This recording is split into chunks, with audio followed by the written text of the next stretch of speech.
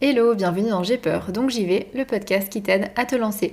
Je suis Steph, je suis coach et aujourd'hui on va parler de la peur de manquer d'argent, la peur de l'instabilité financière. C'est une peur qui est très communément partagée, que beaucoup de personnes ont.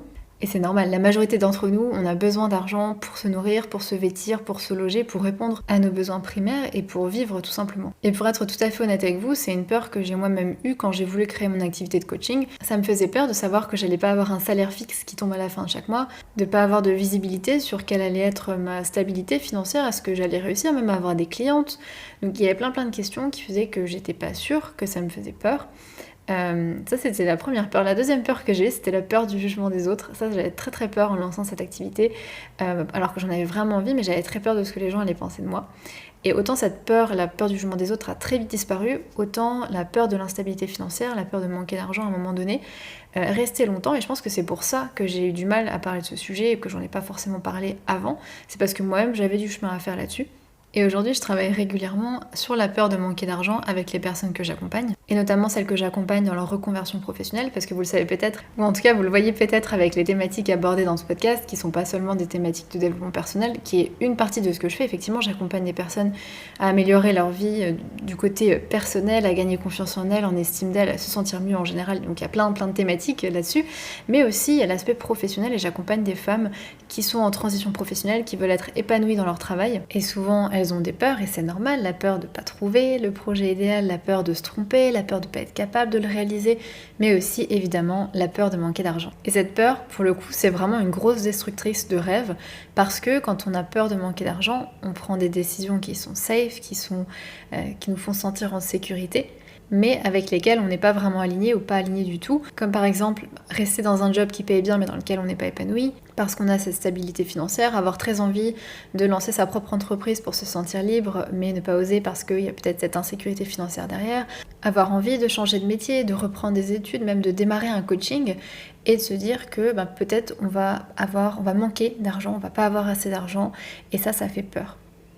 Et souvent, quand on a peur, quand il y a une peur qui apparaît, la réaction habituelle pour beaucoup de personnes, c'est de se dire j'ai peur, ça veut dire que je dois pas y aller, et on se détourne de notre objectif, on se dit que c'est pas possible, on se convainc même que c'est pas possible, et on abandonne même l'idée, et finalement ça veut dire que nos actions, que nos choix sont motivés par cette peur plutôt que par la joie, par l'envie, par la motivation réelle et profonde de ce qu'on a vraiment envie pour notre vie à nous. Et du coup, on reste sur place, on prend pas de risque alors que peut-être ça nous aurait été 1000 fois bénéfique, et peut-être aussi que parfois il n'y a pas de risque, mais ça on peut pas le savoir parce que on n'a pas été regarder cette peur en face, on n'a pas été chercher vraiment si on allait se mettre en danger, comment on peut faire, quelle solution on peut trouver. Non, il y a cette peur de manquer d'argent qu'on a là qui fait que juste on laisse tomber, on abandonne, on va pas chercher plus loin. Et ce que je vais vous proposer aujourd'hui, c'est 5 conseils pour dépasser cette peur de manquer d'argent. Mais qu'on soit clair, je vais pas vous dire de tout quitter parce que YOLO, on n'a qu'une vie, parce que voilà, l'argent on s'en fiche. Non, le but, c'est pas de se mettre en danger financièrement, c'est de pas laisser une peur vous empêcher de faire des choses qui sont bonnes pour vous. Parce qu'encore une fois, peut-être que cette peur-là, elle n'est pas justifiée. Peut-être que concrètement, vous ne manquez pas d'argent. Et d'ailleurs, c'est le premier conseil que j'ai pour vous aujourd'hui, c'est faire le point sur la réalité de votre situation financière. Parce que pour beaucoup de personnes, la peur de manquer d'argent, elle est plutôt irrationnelle. À l'instant présent, ces personnes-là ont de l'argent, ne meurent pas de faim, elles ont un toit, mais elles s'imaginent le pire. Mais sur la base de rien, parce qu'aujourd'hui, elles ne manquent de rien. D'ailleurs, ça me fait penser à une discussion que j'ai eue il y a quelques jours avec une personne que j'accompagne, qui avait vraiment très peur de se retrouver à la rue. Et on a décortiqué cette peur, et c'est une personne, d'ailleurs, si tu m'écoutes, coucou à toi, c'est une personne qui a manqué à un moment donné dans sa vie, et aujourd'hui, elle a une situation financière plus qu'enviable, elle vit très bien de son travail, de son activité professionnelle, elle a des économies, elle a une vie stable, elle a une stabilité financière et de vie, et pourtant elle a cette peur vraiment viscérale de se retrouver à la rue. Et j'ai déjà eu cette même peur chez une personne qui elle n'avait jamais manqué, vraiment il n'y avait aucune raison pour qu'elle ait cette peur là, mais elle avait quand même cette peur du jour au lendemain de se retrouver à la rue. Il y a plein de raisons pour lesquelles une personne pourrait avoir cette peur de se retrouver à la rue, et donc avec ma cliente on a analysé cette peur, on l'a regardée en face et on a imaginé le pire scénario. Vraiment, si tu te retrouves à la rue, si tu perds ton travail et si tu te retrouves complètement à la rue, qu'est-ce que tu feras? Et en regardant cette peur en face, en l'affrontant vraiment, elle s'est rendue compte que quoi qu'il arrive, elle s'en sortira, qu'elle a des personnes sur lesquelles elle peut compter, qu'elle a des compétences, qu'elle pourra sans doute retrouver du travail facilement. Il y avait en fait tout un tas de raisons qui l'ont rassurée, qui lui ont fait se dire, même dans le pire scénario de ma pire peur de toutes, je m'en sortirai. Et pourquoi je vous raconte cette histoire? C'est parce que, comme je vous le disais, pour beaucoup de personnes, c'est une peur qui est irrationnelle. Et peut-être que pour vous aussi, si aujourd'hui vous avez peur de manquer d'argent, ça ne se fonde pas sur votre situation réelle et ça prend pas en compte votre réalité. Et bien sûr, dans ce podcast, je ne m'adresse pas aux personnes qui sont en réelle difficulté financière. Parce que, évidemment, on va parler de peur de manquer d'argent. Si c'est votre réalité, évidemment, c'est tout autre chose. Donc, si vous avez cette peur de manquer d'argent, c'est important, première étape, de savoir où vous en êtes financièrement, évidemment, pour voir quelle est votre réalité.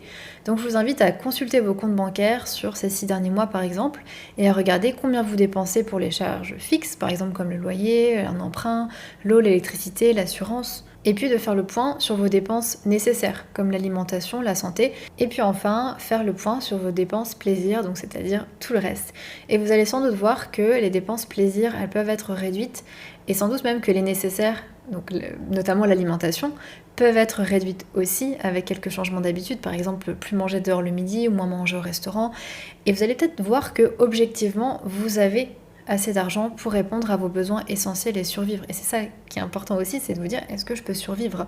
Et souvent, en prenant le temps de faire un vrai point sur votre réalité financière, vous allez vous rendre compte que peut-être qu'effectivement, vous pouvez réduire vos dépenses, et si vous gagnez moins d'argent au début de votre projet, par exemple un projet de création d'entreprise, ça sera ok parce que vous pouvez réduire à tel endroit ou à tel endroit et ça ira encore et vous pourrez survivre avec cet argent-là. Et c'est pour ça que c'est très important de faire la différence entre avoir moins d'argent, ce qui peut être le cas si vous investissez dans une formation, si vous lancez votre entreprise, si vous changez de job et que peut-être c'est un petit peu moins bien payé que ce que vous avez actuellement, et rencontrer de vraies difficultés financières. Parce que gagner moins, d'ailleurs ça fait peur aussi, gagner moins, ça veut dire peut-être réduire votre train de vie, réduire votre confort de vie sur certaines choses, et peut-être que ça fait peur. Et c'est ok, simplement c'est en avoir conscience que vous n'allez pas vous mettre vraiment dans le pétrin, que vous n'allez pas avoir de difficultés financières, simplement vous allez peut-être devoir réduire un peu votre train de vie, et c'est d'en avoir vraiment conscience pour vous demander est-ce que mon projet en vaut la chandelle, est-ce que ça vaut le coup, est-ce que je suis prête à faire des sacrifices ou pas. Et je le vois très souvent chez les personnes que j'accompagne, on travaille d'abord sur le quoi, qu'est-ce qu'elles ont envie d'accomplir, qu'est-ce qu'elles ont envie de faire, qu'est-ce qui les rendrait vraiment épanouies, heureuses. Et ensuite on regarde le comment et la question financière. Et souvent quand on a une vraie motivation profonde, qu'on sait exactement ce qu'on veut et pourquoi, on est souvent prêt à faire ces sacrifices-là parce que ça compte pour nous. Donc ça c'est vraiment la première étape, faire le point sur votre réalité financière, sur votre situation financière en général pour voir où vous en êtes et voir si vraiment vous manquez d'argent ou si vous risquez de manquer d'argent. Deuxième conseil que j'ai pour vous aujourd'hui, c'est changer votre rapport à l'argent. Notre rapport à l'argent, il naît bien souvent dans l'enfance, il se construit à partir de ce qu'on a vu, de ce qu'on a entendu dans notre famille et autour de nous. Donc la première étape, ça va être de vous plonger dans votre histoire familiale, de regarder quelles relations vos parents, vos grands-parents, vos oncles, vos tantes, votre famille en général, ont ou avaient avec l'argent. Est-ce qu'ils étaient plutôt du genre à économiser tout leur argent ou plutôt à le dépenser dès qu'ils l'avaient? Est-ce que peut-être une personne de votre famille a tout perdu? Demandez-vous aussi qu'est-ce que vous entendiez quand vous étiez petit dans votre famille? Qu'est-ce que disaient les personnes autour de vous sur l'argent? Peut-être que c'est dur à gagner, peut-être que l'argent pervertit, peut-être j'en sais rien. Essayez de réfléchir à ce que vous entendiez dans votre famille sur l'argent et quelle relation votre entourage avait avec l'argent. Vous verrez que souvent ça donne des bons indices sur notre rapport à nous avec l'argent. Et puis la deuxième étape, c'est d'identifier les croyances sur l'argent que vous avez gardées avec vous aujourd'hui. Donc demandez-vous, qu'est-ce que moi je crois sur l'argent? Par exemple, peut-être que vous croyez qu'on ne peut pas vivre de sa passion, que c'est facile de tout perdre, que l'argent tombe pas du ciel. Je vous invite à faire une liste de tout ce que vous croyez à propos de l'argent et vous demander lesquels vous croyez le plus et lesquels surtout sont liés à cette idée de manque, de difficulté, de galérer avec l'argent. Identifier vos croyances sur l'argent et même vos croyances en général d'ailleurs, c'est super important parce que ça a un impact très concret sur votre vie, sur les décisions que vous prenez, sur les choix que vous faites. Par exemple, si je crois que c'est trop risqué de changer de job pendant la crise, je vais plutôt serrer les dents et je vais garder ce job même si je suis pas bien dans ce job-là. Parce que forcément, je crois que c'est pas possible, que c'est compliqué, que c'est trop risqué, là, pendant la pandémie, de chercher un nouveau job. Donc je vais essayer de garder celui que j'ai actuellement, même si je suis pas heureuse. Et pourtant, c'est pas forcément vrai. Et je pourrais trouver plein d'exemples qui contredisent ma croyance. Et nombreux sont ceux et celles qui changent de job ou lancent leur projet et qui cartonnent pendant la crise sanitaire. De la même manière, si je suis persuadée que faire un job passion c'est pas possible et que si mon job me passionne vraiment, je serai vraiment pas bien payée du tout, je vais pas forcément aller chercher ce job passion, puisque je suis persuadée que ça n'existe pas ou que je vais mal en vivre. Et évidemment, si je prends conscience que j'ai cette croyance et que je cherche à la remettre en question, en tout cas à vérifier qu'elle est vraie, je vais me rendre compte qu'il y a plein de personnes qui vivent de leur passion ou qui font un job qui les passionne, parce que c'est pas la même chose, et qui en vivent très bien. Et si c'est possible pour ces personnes-là, c'est peut-être possible pour moi aussi. Donc puisque nos croyances ont un impact très concret sur notre vie, sur nos décisions, sur nos choix, c'est important de les conscientiser, voir celles qui vous limitent, et vous allez pouvoir commencer à les remettre en question et à les changer. Alors c'est pas facile, mais c'est possible et je vous suggère sur cette question-là de vous faire accompagner. Troisième conseil que j'ai pour vous, c'est d'arrêter de dire je peux pas me le permettre. Parce que ça c'est quelque chose qu'on peut se dire très souvent quand on a cette peur de manquer d'argent, quand on a l'impression qu'on va manquer d'argent, on se dit mais ça j'ai envie mais je peux pas me le permettre, c'est pas possible. Et encore une fois, petit disclaimer, je m'adresse pas aux personnes qui sont vraiment dans une situation financière difficile, qui ont du mal à joindre les deux bouts. Non. Pour la plupart des personnes, sans doute qui m'écoutent, sans doute vous, la plupart des fois où on dit qu'on peut pas se le permettre, en réalité on pourrait, mais on fait juste le choix de pas le faire. Là par exemple, si j'avais envie de m'acheter, je sais pas moi, un sac Chanel, je vais pas me dire je peux pas me le permettre, parce que concrètement j'ai l'argent sur mon compte, je pourrais m'acheter un sac Chanel, alors je sais pas combien ça coûte, j'imagine plusieurs milliers d'euros, j'ai ça dans mes économies, je pourrais m'acheter un sac Chanel, je fais juste le choix de pas le faire. C'est pas que je peux pas me le permettre, c'est que je fais le choix de pas le faire. Et c'est important de bien voir que souvent on a assez d'argent pour certaines dépenses qu'on veut faire, à moins que vous ayez des rêves, je sais pas, vous voulez vous acheter un yacht ou je sais pas, mais pour des petites choses souvent qu'on veut se payer, une formation, un coaching, un objet, je sais pas, vous avez peut-être sans doute cet argent-là, vous pourriez trouver cet argent-là, parce que en vérité, une fois qu'on a couvert nos charges fixes, donc dont je vous parlais avant, votre loyer, vos assurances, votre électricité, votre eau, et vos dépenses essentielles comme l'alimentation, la santé, le reste, c'est vraiment une question de priorité. Est-ce que vous souhaitez dépenser cet argent dans un voyage? Est-ce que vous souhaitez dépenser cet argent ne pas le dépenser en le mettant sur votre compte épargne? Est-ce que vous souhaitez vous acheter un sac Chanel, vous acheter un iPhone, vous acheter une paire de chaussures, vous acheter une formation, une séance chez le psy, un coaching, un trajet en Uber, enfin tout le reste, c'est un choix. Donc c'est important de ne pas vous dire je peux pas me le permettre, c'est un choix et que vous avez décidé de pas le faire. Donc au lieu de dire je peux pas me le permettre, vous pouvez dire c'est pas comme ça que je choisis de dépenser mon argent, tout simplement. Et ainsi vous allez reprendre votre pouvoir plutôt que donner votre pouvoir à l'argent, comme si l'argent vous contrôlait, comme si vous pouvez pas vous le permettre. Non, c'est juste votre choix à vous. Donc c'est important de vous demander aussi quelles sont vos priorités. Et c'est important de garder votre pouvoir par rapport à l'argent et de bien être conscient de là où vous le dépensez et de voir si vous êtes en accord avec ça. Et je sais que là, vous êtes en train de m'écouter et de vous dire mais moi j'ai envie de faire telle chose ou telle chose, mais j'ai vraiment pas les moyens ou je vais vraiment manquer d'argent. Comment faire? Donc c'est le 4e conseil que j'ai pour vous, c'est se mettre à la recherche de solutions. Vous connaissez sans doute l'expression quand on veut, on peut. Je le vois chaque jour avec les femmes que j'accompagne dans le programme Oser. C'est le programme dont je vous parlais avant, du coup, orienté reconversion professionnelle, où je les accompagne à trouver leur reconversion professionnelle puis la mettre en place. Elles arrivent avec des peurs, donc on travaille aussi dessus évidemment.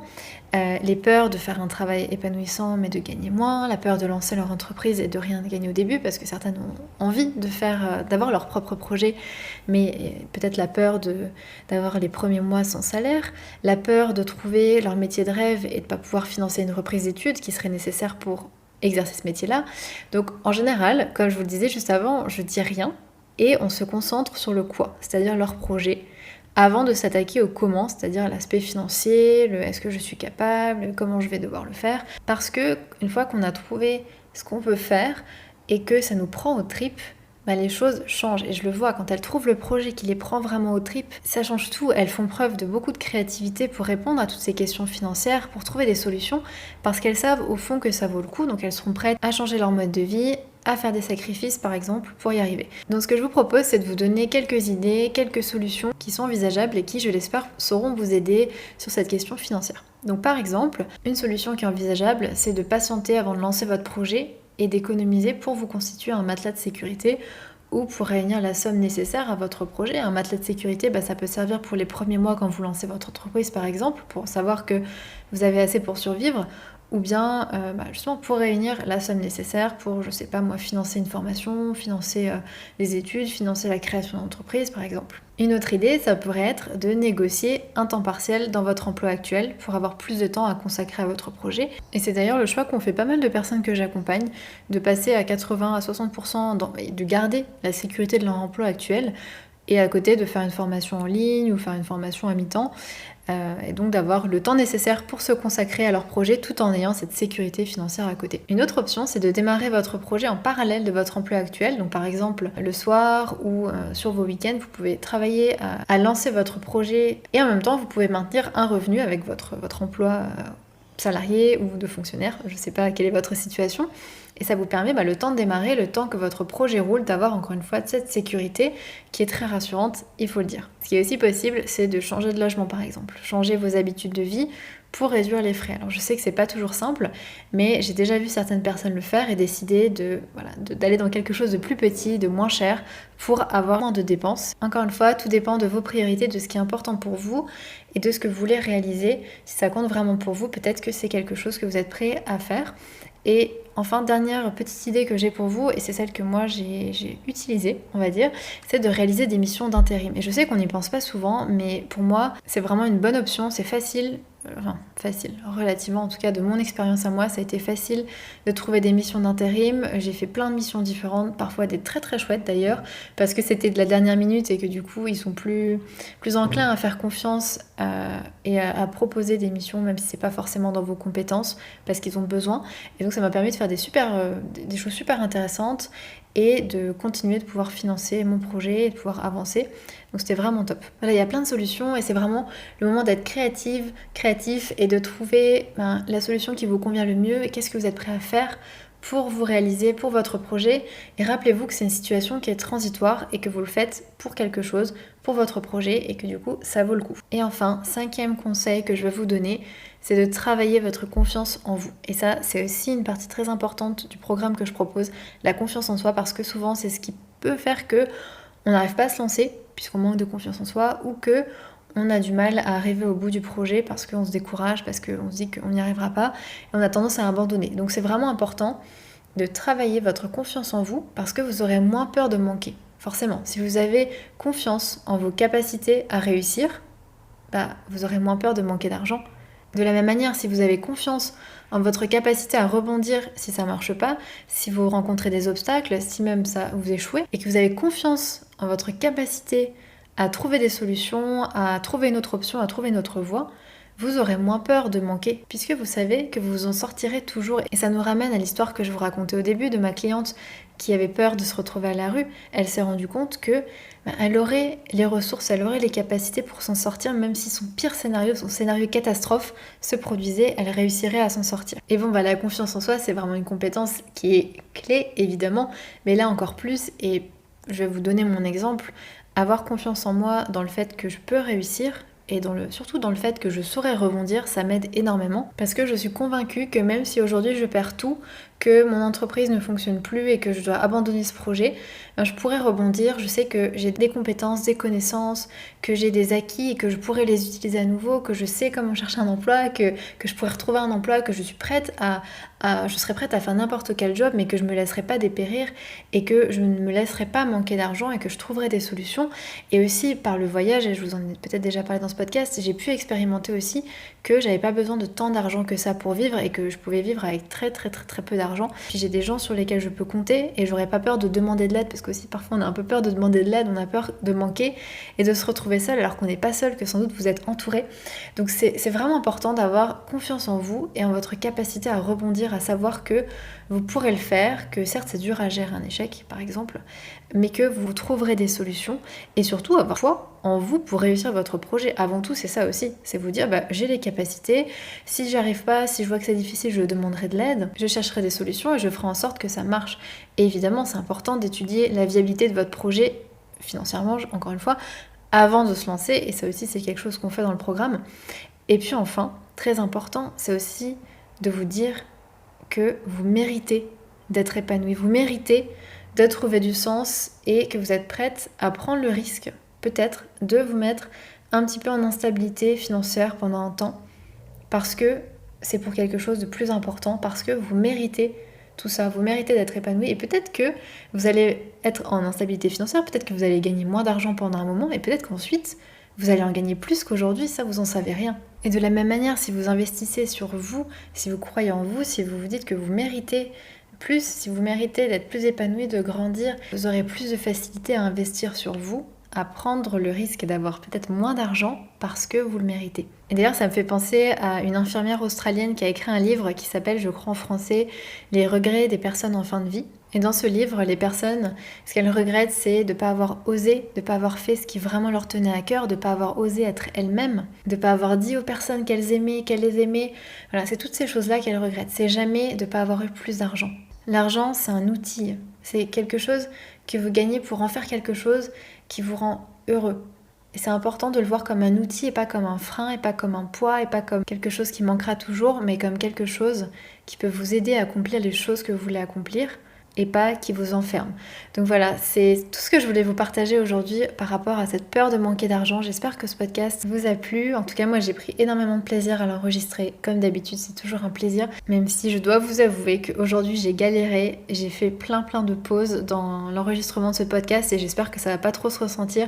Mais on avait le chien du voisin, la machine à laver, le mec qui tondait la pelouse, on a eu la totale. Donc j'espère que ça sera pas trop fragmenté. J'ai essayé d'avoir quand même un discours qui est cohérent, mais j'ai été coupée malheureusement à plusieurs reprises. Donc voilà, en tout cas, si l'épisode vous a plu, n'hésitez pas à mettre 5 étoiles sur iTunes, à m'envoyer un message. Merci encore une fois de tous vos partages, ça me fait juste tellement plaisir. Et puis moi, je vous dis à dans 2 semaines. Ciao!